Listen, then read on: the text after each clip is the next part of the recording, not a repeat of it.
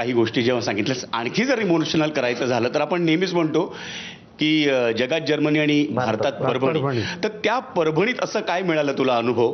जरी तू विनयानं म्हणत असलास मी स्वतःलाच कवी समजत नाही, तर तुला कवी बनण्यासाठी तुला जवळ नेलंस त्या परभणीतले अनुभव. सर खरं सांगू, चंद्रकांत कुलकर्णी सर एक फार छान वाक्य म्हणतात की मराठवाड्यातल्या लोकांच्या जिभेला धार आहे पण त्याच्यात विष नाही. मी एक छोटासा प्रसंग तुम्हाला सांगतो सर. मी माझ्या बाबांचं काहीतरी काम होतं म्हणून लाल डबा आपली एसटी असते ना, ग्रॅज्युएशन थर्ड इयरला होतो आणि मी प्रवास करत होतो परभणी ते हिंगोली. तापमान 43.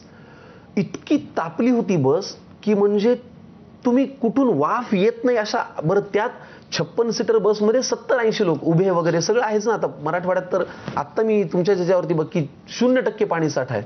तर अशा गरमीमध्ये मी प्रवास करताना सर बघा प्रसंग किती निष्पाप आहे.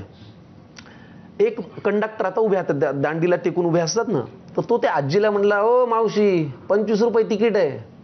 तर त्या बाईनी बटवा काढला इथला, 20 रुपयाची नोट इथून दिली आणि 5ची नोट इथून काढली आणि कंडक्टरच्या हातात दिली. बघा कसा ओलावा आहे. ती 5ची नोट दिल्यानंतर कंडक्टरने ती घेतली. तो म्हणाला, ओ मावशी पुसून द्या पुसून. हा प्रसंग जर आज मुंबई पुण्यात घडला, तू काय बोलतोयस हे होईल ना. ती बाई असं म्हणाली, त्याला काय होतंय वागा, उन्हाळ्याचे दिवस आहेत, घाम तुला येणार आहे मला येणार आहे असं म्हणून त्यांनी ती पुसून दिली.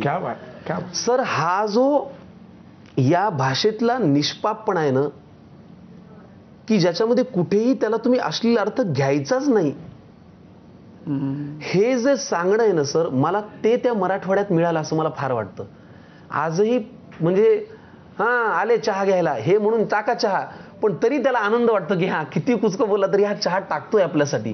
हे जे आहे ना सर, तर मला वाटतं ते खरे पण त्या ह्याच्यामध्ये आहे. आणि तसं माझं मूळ गाव जरी परभणी असलं तरी आम्ही मूळचे आंबेजोगाईचे.